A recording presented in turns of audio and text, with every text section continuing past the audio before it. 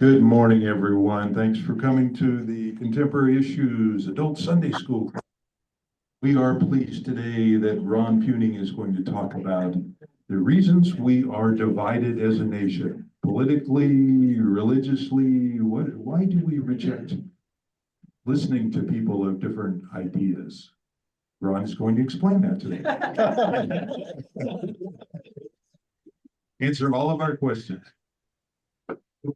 I want to take a moment for prayer. My wife often says we should do a prayer here and pray for everyone, but specifically for our class members sitting in the back, Deb and Bill Aberer. Deb's son, 36 years old, was recently diagnosed with cancer, and she asked me to lead a prayer to join with the choir and others in praying. So let's do a short prayer. So Lord, thank you for all the blessings you do give us. We ask you to be with Joshua and give him healing and peace also with Bill and Deb.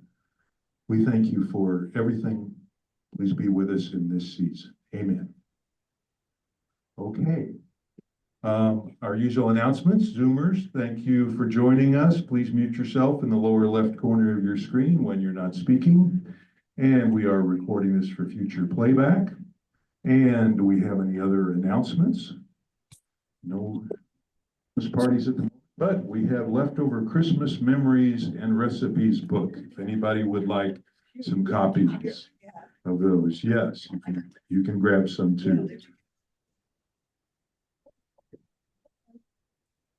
Okay, at the Christmas party.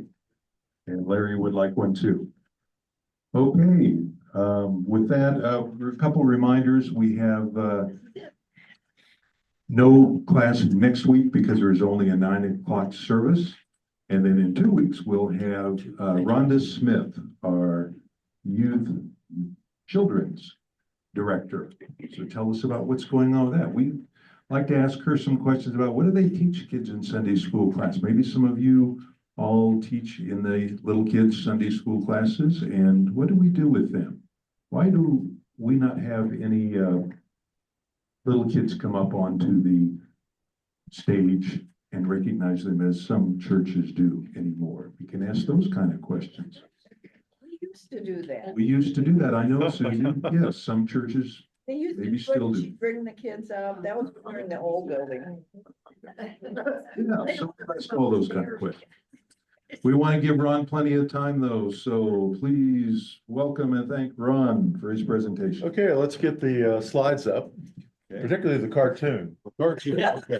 Yeah, I think it's the second slide. I also wanted, today's topic deals with a lot of psychology, theology, looking into ourselves. I want to recognize those I know of in the class that have training teaching or practicing psychology.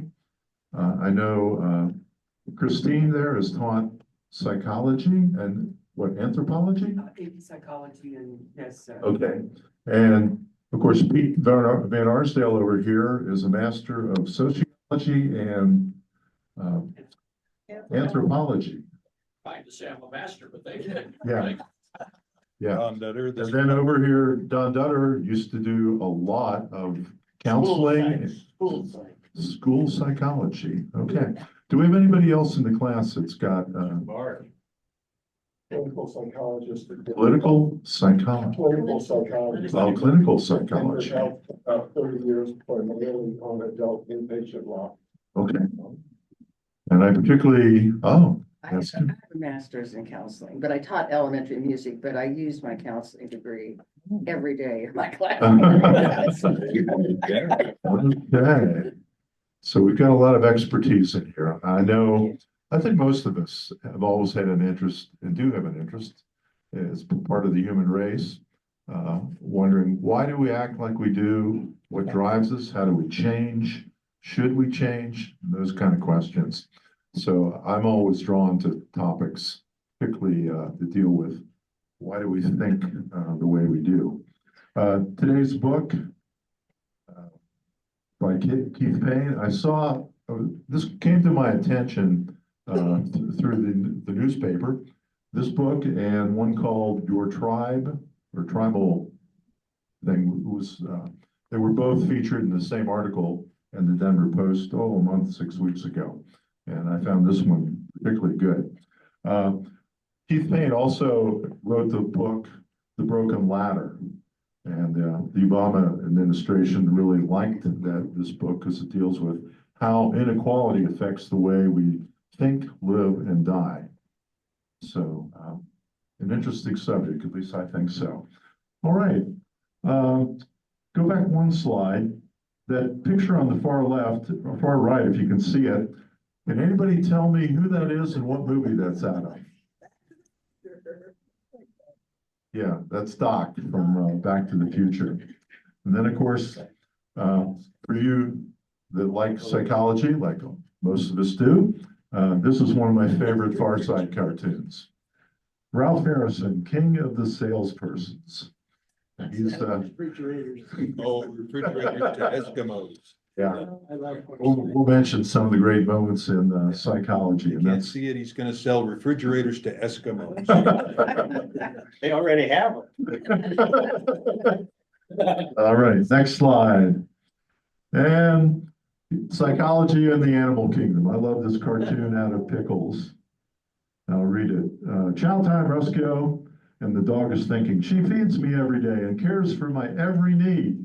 She must be a god. And here's yours, Muffin.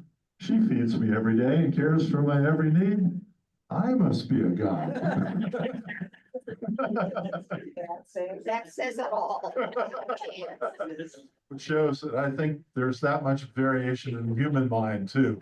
Some of us think we're gods and other ones, yeah, can really get off on the wrong course. In your handout today, there's an article out of the Denver Post from just a week ago, and it sort of sets the stage for a lesson we're going to do on Dr. Fauci's book, On Call, coming up February 2nd. It talks about vaccine, but this article also draws upon, reaches really into this other book and talks about what they call the Moral Theory Foundation. And we're seeing more and more books and articles now reach back to this moral theory foundation, which we'll get into. Also, in your handout is a copy of an observation of a psychologist and lawyer that served at the Nuremberg trials, and I think it's a very short condensation of a very important observation, and that is empathy and the importance of empathy and the lack of empathy potentially turning you into the dark side. And then, of course, I love this billboard. Be careful when you follow the masses. Sometimes the M is silent. Okay, so let's jump to the next slide. This slide is copied from, it comes out of an article called Moral Foundations Theory, but it appeared in the book. The first book I'm aware it appeared on is in the book by Jonathan Haidt. We actually did a lesson on Haidt's book in here many years ago, but the book is simply called The Righteous Mind: Why Good People Are Divided by Politics and Religion. So this book presents the chart we see here, which we're going to discuss very quickly once again. Basically, moral foundation theory says determining if you're a conservative or a liberal or somewhere in between or a libertarian can greatly be predicted by how you rate these attributes. And they say liberals preferentially give a higher rating in order of importance to care, fairness, and liberty. And likewise, the liberals tend to underrate loyalty, authority, and sanctity. So the book is well worth reading. I'm going to pass around a copy of it, people to look at. I've got one of the originals, which I've got heavily marked up. But this book is also referenced in the book we're talking about today, which is good, reasonable people. So it's recommended reading. If you want to really understand moral foundation theory, which you'll be seeing more and more, get a copy of The Righteous Mind. Okay, let's move on to the next one. We all belong to tribes, many tribes. And Keith Payne, the author of the book, says, our political tribes are not simply the result of inner essences, and that chart we just looked at is inner essences, but Payne goes and says, this alone doesn't explain all the reasons why you fall into different moral foundation preferences. He says, we also get driven greatly by our circumstances. Where we are raised, who our parents are, our environment. So it's the age-old theory in psychology, molded by both your heredity and your environment. And to quote Payne, circumstances are partly chosen and partly beyond our control. Certainly nobody here chose their parents. Nobody here really got to choose their early childhood state or neighborhood or where you lived. And Payne says, once we start down the paths of life that are largely given to us by circumstances, we start to bend our view of the world to kind of fit in and make sense of where we are and what's happening. Next slide. I don't want to turn today's into a political discussion, but there's a touch of it there. Liberal versus conservative. Generally, the liberal believes in providing for the people, social services, education, medical care, meals, etc. And there's a picture over there on the right of course, a nurse or nurse's aide passing out care. The conservative has these other qualities by all means. In fact, some people are conservative and they even excel at empathy and compassion. So we can't draw sweeping conclusions. But in general, the conservative gives a higher emphasis to protecting the person. Law and order, the military, authority. We hear about authoritarianism, and we're more likely to see authoritarianism arise in the conservative ranks. Interestingly, Republicans report 3 times as many nightmares as do Democrats, particularly ones involving loss of personal power. So it's an interesting psychological observation. And terror management theory suggests conservatism is psychologically rooted in a fear of death. Priming people to think more of their mortality drives them more towards conservative thinking. Interesting. Next slide. All right. How many saw The Sound of Music on TV over the Christmas holidays? Quite a few. It's a classic. We've got 2 pictures there. We've got one of Julie Andrews, of course, singing the opening song in the mountain plateau in Austria. And then we've got another picture there of a zombie coming out of the grave. That might have occurred in Scrooge, a scene like that. But the Italian researcher Luciana Carraro said conservative individuals have a stronger automatic vigilance towards the negatives compared to the positive. And they react stronger to threats and more likely to support policies aimed at reducing threats. When shown images, one psychology test they do, they take people and they give them a buzzer and they show them pictures and they tell them something like, look at these pictures and when you start to feel a reaction to it, or it gives you a certain sensation, hit the buzzer and push it really hard and hold it if you really intensely identify with the picture. And they found that the conservatives, liberals were quicker on the draw to the positive images, and the conservatives tended to be more quickly reacting to the negative images. So the liberals more likely to hit the button on the left picture, and the conservative more likely to hit the button faster on the right picture. The conservatives also attach more emotional punch and react with more intensity general. The liberals like they've had one too many joints and just, don't react as quick. I'm just kidding. Okay, next one. All right. This time, Ron, this time. Okay, but in the book, Good and Reasonable People, the author says, Payne says that, the simplistic scale is just that, too simplistic. He said, you've got to explain why about 60% of whites support Republicans, about 90% of Black Americans, 65% of Hispanics support Democrats. Why do about 2/3 of people with advanced degrees support Democrats, and 2/3 of those with just high school certificates support Republicans? Why do 80% of the evangelicals support Trump, while 2/3 of the non-religious supported Joe Biden? Now, those numbers have to be adjusted for latest trends in society, but they show general truths.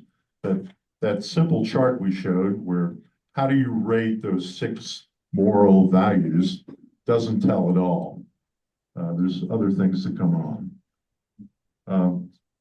The author does mention that we can predict political leanings of residents today based on studying a map of the past, looking at where slaves and where slavery was most concentrated in 1850.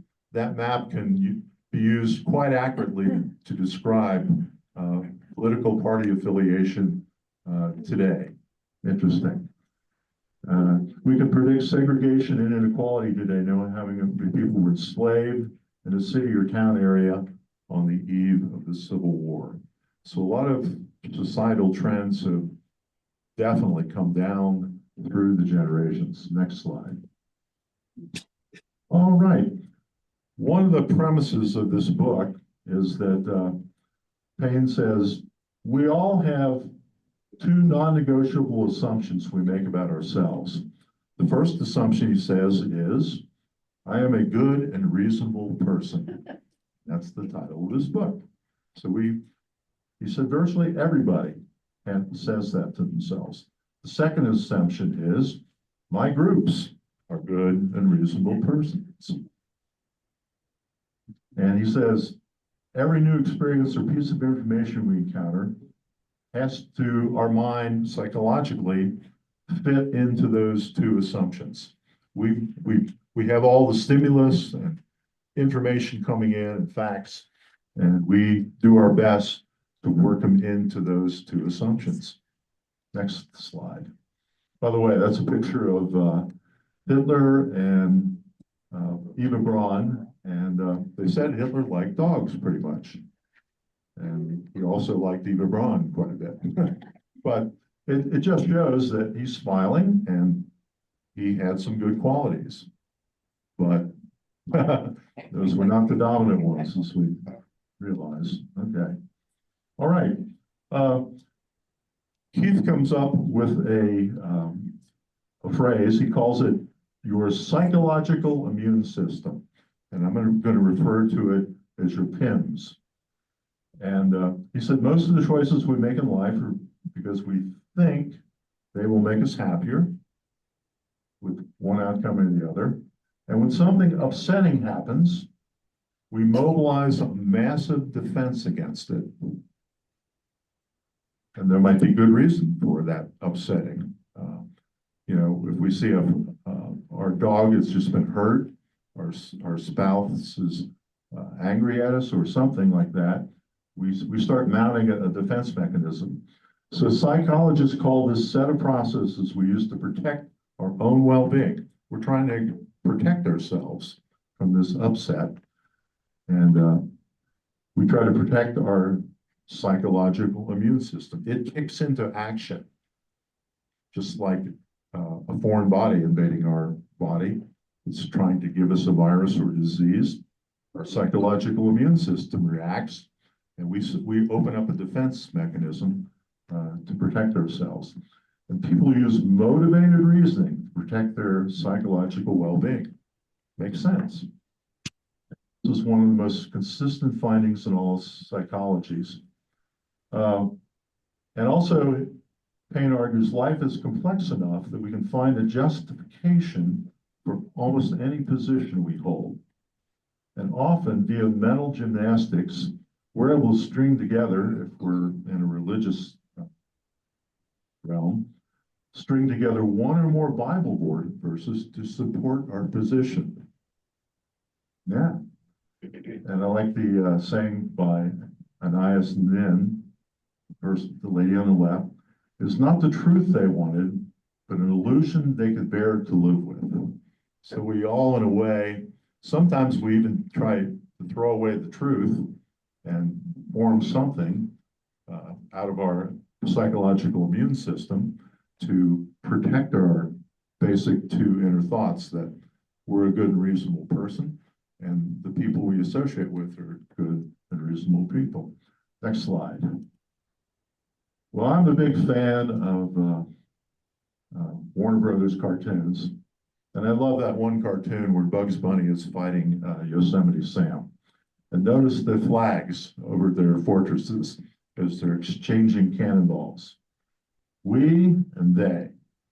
And we have a tendency to join tribes and start thinking of our group and our tribe as we, and others that maybe aren't in our tribe as they.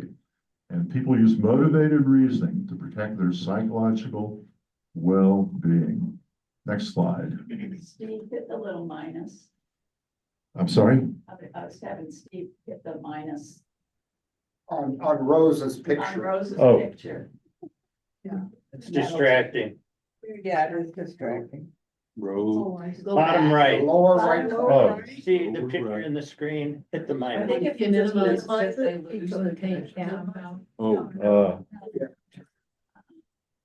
I didn't strike There you it go. down. Better? Okay. There. All righty. Okay. Payne also says our cognitive system, our mind, trumps reason.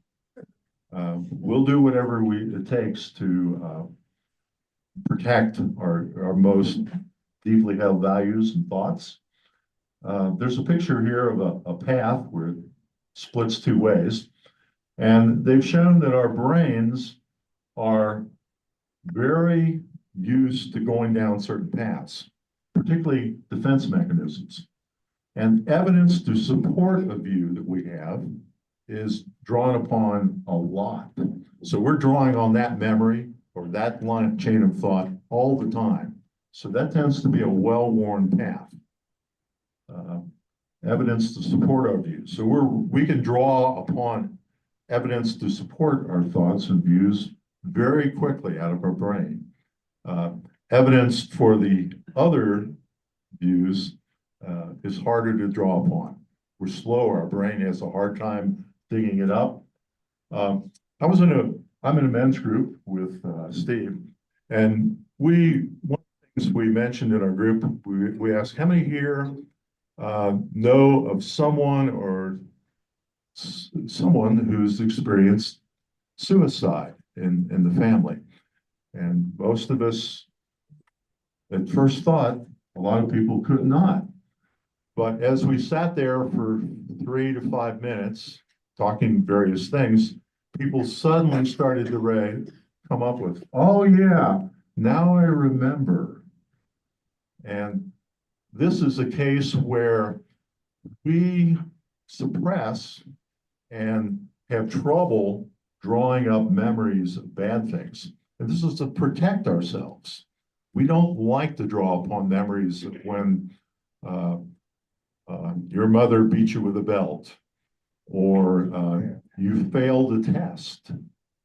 You know, probably everybody, no matter how well they did academically, can remember at least once in their academic career where you get a test back and you thought you did pretty good on it, and you thought, man, I know it's a B+ at least, And then you look and say, oh my gosh, and look, it's a D and you blew the, just one question after another. And most of us, that didn't happen often, but probably most people in here have at least experienced that a few times.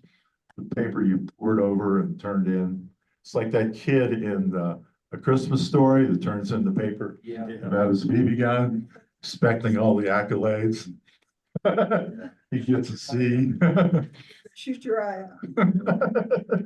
Yeah, but we know our mind does try to suppress those things, and it's to protect us. So, Ron, can you read what's in the red? yeah, our cognitive systems value psychological self-protection, sometimes more than reason.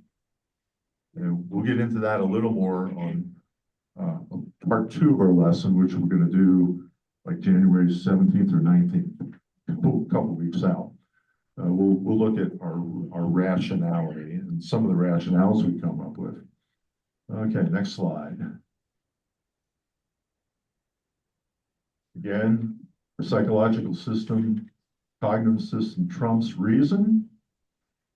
And No political Yeah. connection there intended, right? that's The word Trump. I just said the same things. Yeah. Substitute a Well, word. for whenever Trump. we see the word Trump today, it can have several meanings. Yeah. all right. So again, deep down, we believe we're good and reasonable people, and no matter how many awful things we have said or done, we still, almost everybody, just a few exceptions, feels like they're a good, reasonable person. Next slide. Okay, we're going to touch on the heart of our identity. And there's good old Fred Flintstone, and he's got his good angel and his bad angel working on him. And maybe all of us have felt that sometimes, Oh, yeah. I love John Meacham's, I think he talks about the phrase, "you're better angels." Yes. But they have found in studies that your moral qualities, more than any other factor, make you who you are. And unfortunately, Alzheimer's, Lou Gehrig's disease, and strokes can sometimes produce changes in your morality. And if if it changes your trustworthiness or compassion dramatically for the negative, you can feel like your mate is no longer the person they used to be. Who's that picture of below Fred Flintstone? Does anybody recognize that man? Capone? Al Capone. They have found, even studying prisoners, people rate themselves as consistently morally good. Almost everybody. And according to one study, even violent crime prisoners rate themselves as kinder and more compassionate than other criminals and morally superior to the average person in the community. So they have truly managed to fool themselves. And again, it's their PIMS, their psychological immune system, that has told them deep down they're really good when their lifestyle and what they've done says something dramatically different. Next one. Okay, binding yourself to a group. They found that forming a tight connection between your identity and a group is what defines belonging to that group.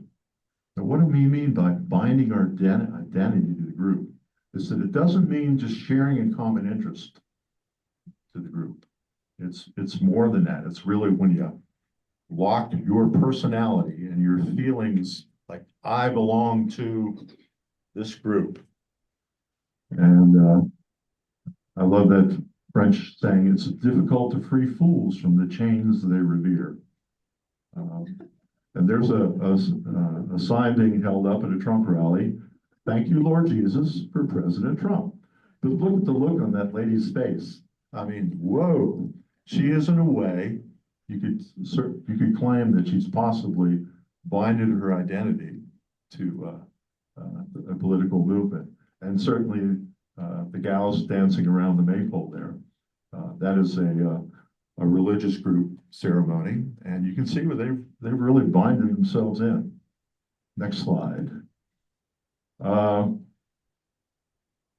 group personality, a book well worth reading is The Authoritarians by Bob Altemeyer. And he wrote the book in the late 90s. There's another edition of it in the 2000s, but it's well worth reading. And I'll skip over. He talks about in his book, the fastest personality scale has questions like obedience and respect for authority are the most important virtues children should learn. And people can be divided into two distinct classes, the weak and the strong. And then there's the Freudian view. Children raised by harsh and domineering parents redirected their rage toward that they had toward their parents to the outside world. And also in authoritarian thought, a lot of folks are taught that everyone should stick to their assigned social role and norm breakers should be punished. Next slide. Okay. I've got very, very strong German heritage in my heredity. And some scholars believe the German culture and child rearing principles make them more prone to fascist thinking. I hopefully dodged that, but yeah, and nothing wrong with Germans. I mean, great people. I like my heritage, but with that. But they did find that Freudian found children raised by harsh and domineering parents redirected their rage outwardly. We want to ask this question. Many religious groups and denominations cultivate and prepare their youngsters for authoritarian subservience. Mormon underwear. That I was going to ask, who recognized that? Yeah. And what are thoughts on that? Has anyone experienced cases where they felt like a church or religion or group has literally raised their kids to be easily rolled into authoritarian thinking? Comments from the Definitely. Get the very conservative that you must do it this way without deviation or you're not accepted by the church. So you learn that growing up. Yeah. And that's what we're seeing in our today. Well, the so-called evangelical church has nothing to do with Jesus, but they call themselves a church. Okay. I was raised by a Presbyterian minister's daughter and a Dutch immigrant's son in an evangelical church. No smoking, no drinking, no playing cards. You had to do all of the catechism and everything else. And there was great joy in knowing that your way was the best way. Black and white, man. It was awesome. And then college happened. But still. Okay. I think there's the phrase, some of us have heard people describe themselves as lapsed Catholics. And I think that is sort of those that were brought up as diaper Catholics, deviating from that. Right. Yeah, I heard one guy jokingly say, yeah, I was taught at a religious school that we were taught to avoid sexual encounters because it might lead to dancing.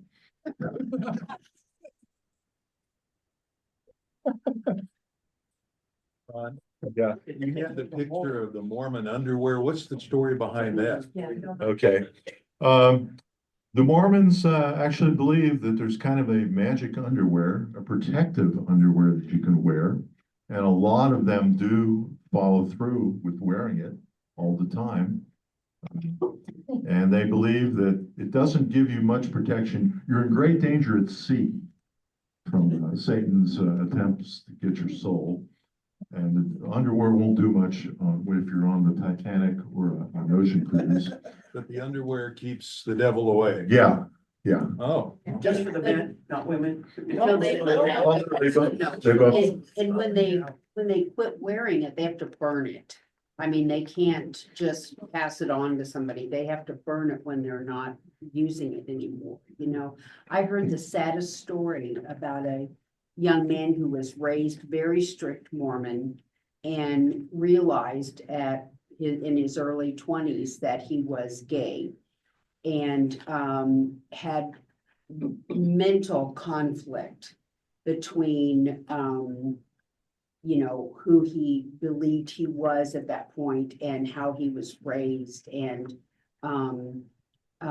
finally put all of his Mormon things like the underwear away, you know, and kept them until he could rationalize who he was at that point, and he just burned everything and got rid of it. But it was a very, very sad story about the struggle that he went through because of the ball and chain type of thing that kind of teaching had on him. It was very sad. Well, Ron, what about Mitt Romney? There were so many things that were in the media about him wearing his special. Right. Oh, okay. Yeah. Jim, We had a very good friend who was raised in a very strict Mormon household. Unfortunately, we lost her a few years ago. But anyway, she went through an extremely traumatic time in her life when after she had married fairly young, and her husband was very, very abusive. And after she extricated herself from that marriage, things started to go really bad for her. And I kept saying, why did this happen? And she said, Jim, the Mormon religion is like wearing a very, very comfortable sweater. Very warm and cozy and everything, except that it has a little thread hanging out. And if you start pulling at the thread, it starts coming unraveled. And you can't stop pulling at the thread. And when you start figuring out that the thing is restricting you, it's almost impossible to stop pulling the thread out. And I never heard an image of it. So Interesting analogy. wow. the earlier quote about fools, resisting giving up their chain. Mhm. I think that's too, I don't know, pejorative a term. It should say all of us. Yes. Good observations. Okay. Where are we here in the slide set? Okay, yeah, so we mentioned how certain groups and religious groups can cultivate people to be vulnerable to authoritarianism. Next slide. Changing beliefs and attitudes. Payne says, no one changes their beliefs and attitude based on information they get. You say, what? It is because of their own thoughts in response to the information. All persuasion is self-persuasion. Any message we send to other people is just an occasion for them to listen to their own thoughts in response. It says in essence that for you to be convinced of something, to learn, it's your own mind has to allow it to get through the filters. You have to wrestle with it and come to an agreement with it. When people are confronted with inconvenient information, their PIMS, their psychological immune system, revs up, and they retrieve ideas to defend themselves, preferentially believing their own thoughts rather than outside or new information. So it takes some work. It also says, in speaking to yourself,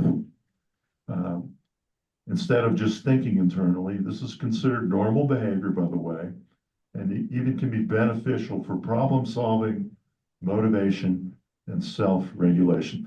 Has anyone ever spoken to themselves? I have. You walk around the house.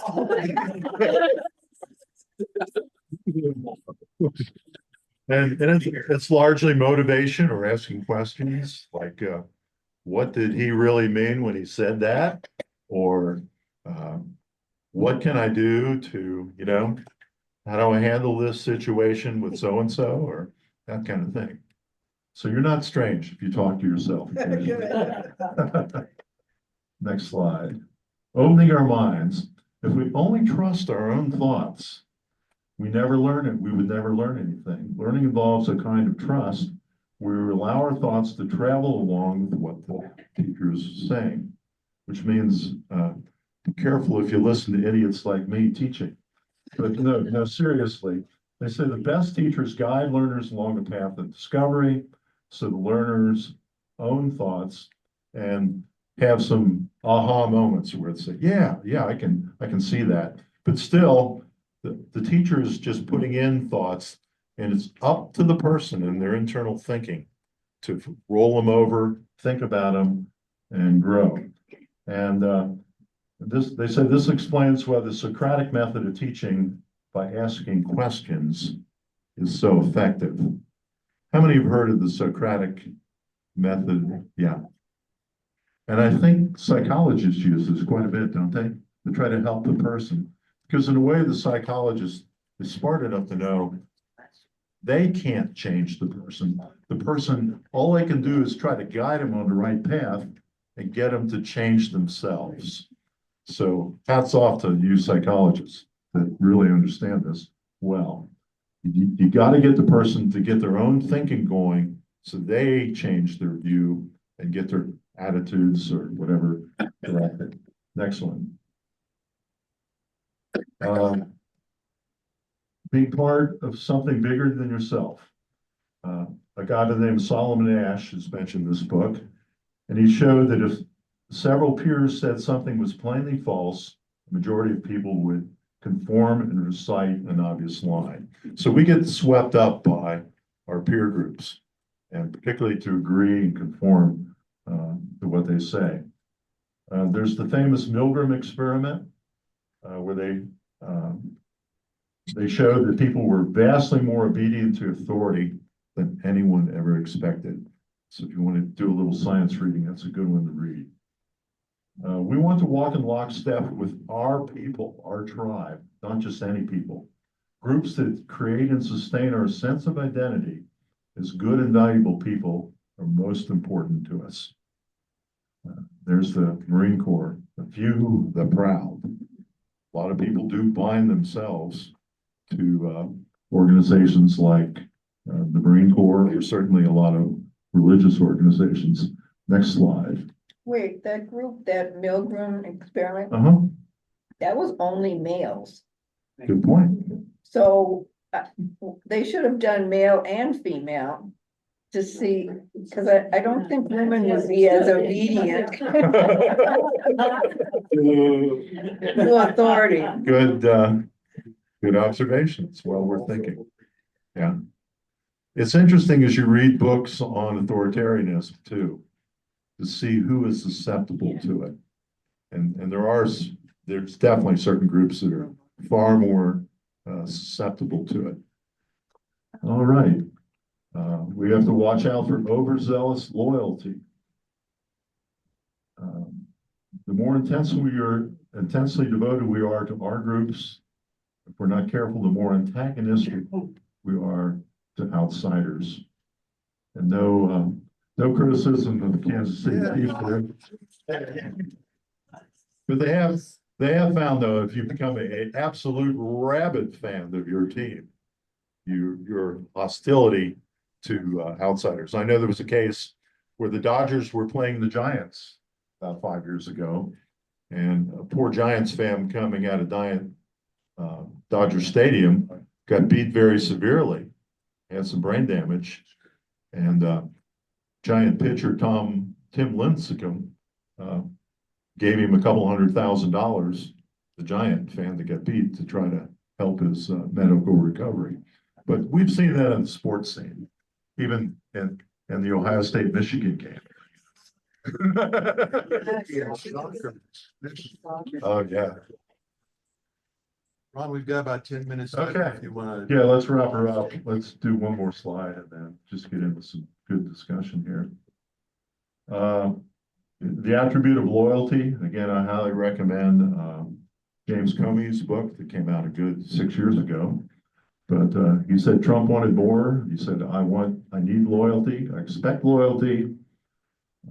Comey said that I remember thinking at that moment that the president doesn't understand the FBI's role in American life. And Trump returned to the issue of loyalty at a dinner and asked for it again.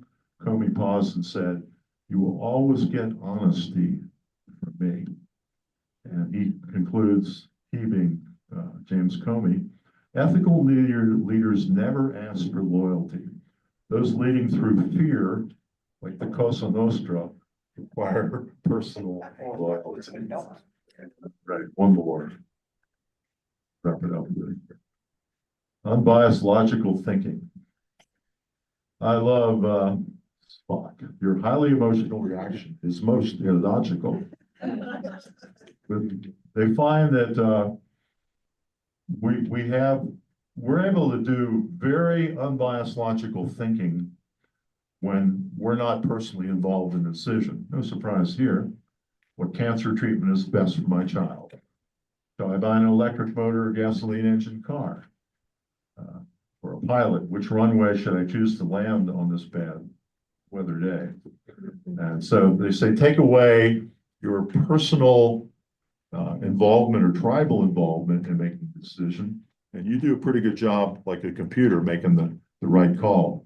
But once you get your political, your religious, your personal feelings deeply involved, you're very, very vulnerable. Your PIMS, psychological immune system, can start to take over. So we'll stop there. We'll pick up in a couple of weeks, continuing to develop this subject. But let's get some observations going here. How many here? Just some comments or questions. Let's get started. See what the group feels here. I have started to really wonder how siblings could be brought up in the same family and so have so many genetic tie-ins and environmental tie-ins in our youth. And yet now so many of us might feel so divided between our siblings, which sort of, I guess, indicates to me that from our young adulthood on, or I would also maybe think television or, programs have influenced such a division between siblings. I think that's an interesting thing that I don't know if that's always been that way or if it's more prevalent now.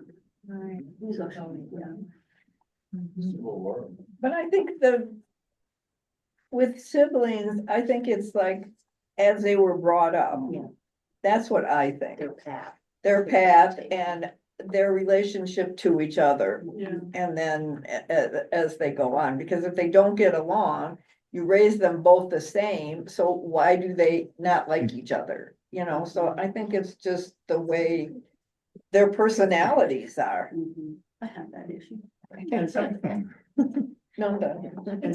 birth order makes a difference too, because the birth order of the child, the parent unconsciously treats different children different ways because of their birth order, and then they grow. Just another factor, and then they're like the firstborn, the middle child, the baby, the family. That might have an effect on how they are.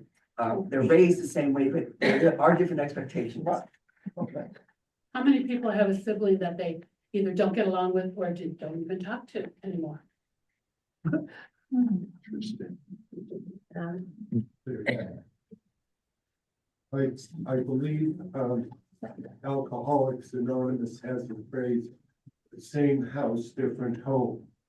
Is raised by different members of the same household, one might become an alcoholic and not.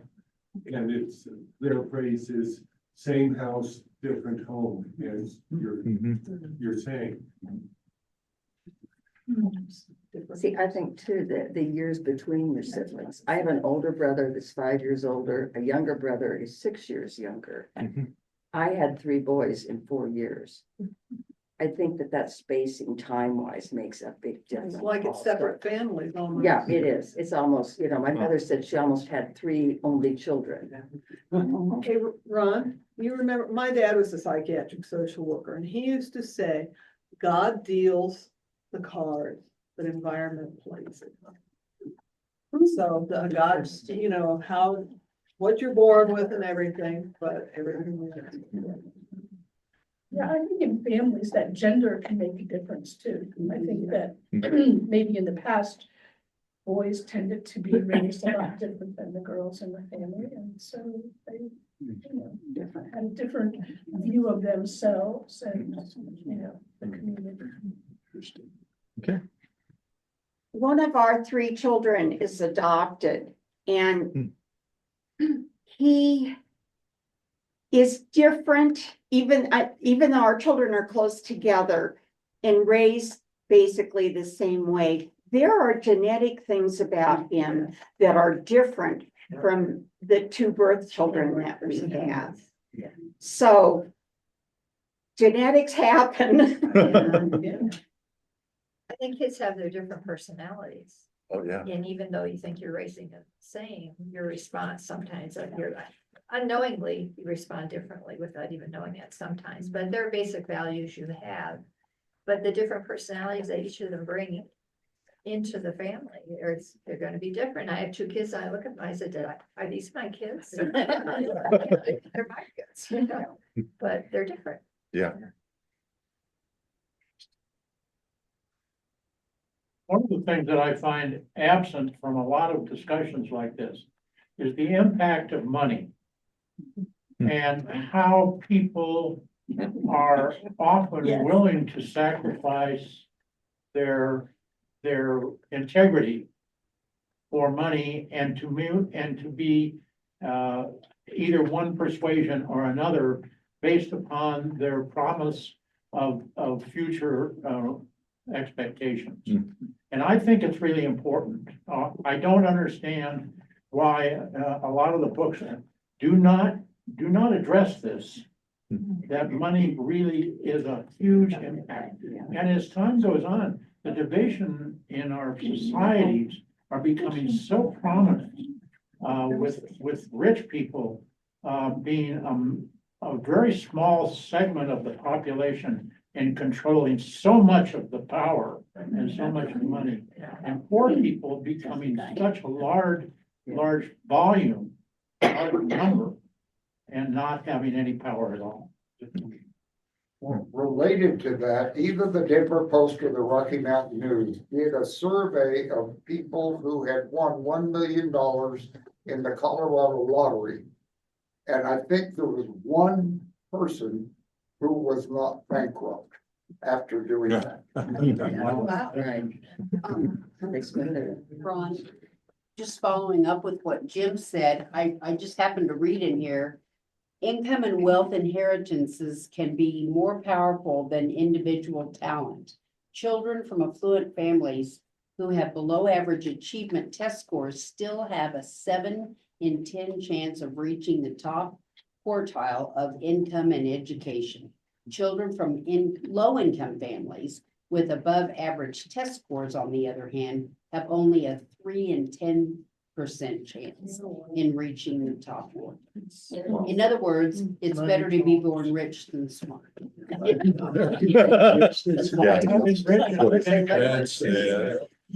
We just have a couple minutes left. Can I ask a quick question of our anthropologist this morning? Do these psychological principles hold around the world with different cultures, Peter? Yeah. Are people the same in different cultures around the world? I mean, the cultural circumstances are prominent, of course, but the genetic circumstances that we're talking about, all these comments are terrific. And so you see the general, I mean, like the authoritarian issue that Ron has so nicely addressed. I mean, that plays out cross-culturally with variations, but it plays out just like Ron's presented it in almost any society. So humans are much the same everywhere. Well, with the variations, but with the general trends, such as the points Ron's making, absolutely. And that's why I'm so glad you feature authoritarianism, because we have to worry about that all the time. Okay. Yeah. Yeah. Jim. Yeah, I was gonna follow up on what Jim said. Even more basic, most of the things that you read, most of the studies deal with white, middle class American culture. If you look at deeply impoverished people, and I would think some non-American cultures, like the hymns, I think that falls apart, like the Mormon sweater. There's so many people because of circumstance, and I think there's cultural and physical things, operate and do things that are not in their own best interest, they actually work against their own best interests. And I think a lot of these studies struggle to explain that.